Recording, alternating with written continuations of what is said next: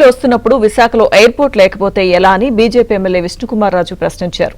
విశాఖ ఎయిర్పోర్ట్ను మూసివేయవద్దని కోరారు. భోగాపురం నుంచి అంతర్జాతీయ సర్వీసులు, విశాఖ నుంచి దేశీయ సర్వీసులు నడపాలని సూచించారు. నేను చెప్పే మాటలు అంత రుచిగా ఉండవు, ఎందుకంటే ఎవరు మాట్లాడలేదు కాబట్టి. మరి ఎవరు ఎందుకు మాట్లాడటం లేదో నాకైతే అర్థం కావటం లేదు. ఇది కూటమి ప్రభుత్వము, ప్రజలు ఏదైతే అనుకుంటున్నారో ఆ ప్రజల ఆకాంక్షను బట్టి ప్రభుత్వము నిర్ణయాలు తీసుకుంటుంది. ఇదివరకు జగన్మోహన్ రెడ్డి గారు ప్రభుత్వంలో అయితే మాట్లాడితే తీసుకెళ్లి లోపలేసేవారు. సో ఇప్పుడు ఆ పరిస్థితి ఏం లేదు. వాక్ స్వాతంత్రం ఉంది, అంటే జెన్యూన్గా ఉంటాయి. మనం మాటలు జాగ్రత్తగా మాట్లాడితే ఏ విధమైన ఇబ్బంది లేదు.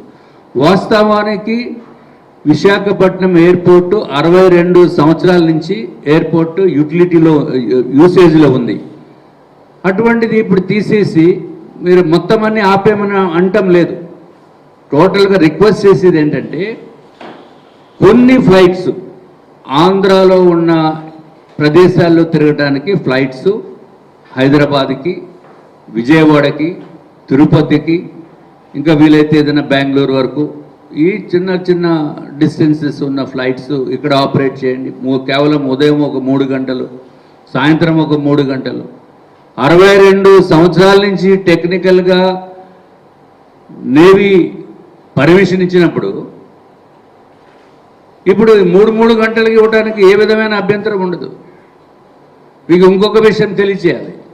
భోగాపురం ఎయిర్పోర్టు రావటం సంతోషం, ఎందుకంటే దాంట్ నుంచి కార్గో విపరీతంగా మనం పంపించేదానికి అవకాశం ఉంది, కార్గో ఫ్లైట్స్. అట్లాగే అత్యంత ఆధునికమైన ఫెసిలిటీస్ తోటి కూడా అది తయారవుతుంది, సంతోషం. ఇంటర్నేషనల్ ఫ్లైట్స్ మీరు అక్కడి నుంచి ఆపరేట్ చేయండి, దాంట్లో ఇదేమీ ఇబ్బంది లేదు. భోగాపురం ఎయిర్పోర్ట్కి కావలసిన ప్రతి ఒక్క అంగుళము కూడా, ప్రతి ఒక్క ఎకరము కూడా రాష్ట్ర ప్రభుత్వము సొంత నిధులతోటి కొని జిఎంఆర్ సంస్థకి ఇవ్వటం జరిగింది, ఉచితంగా ఇవ్వటం జరిగింది. మనం గుర్తుపెట్టుకోవాల్సిన అవసరం ఉంది.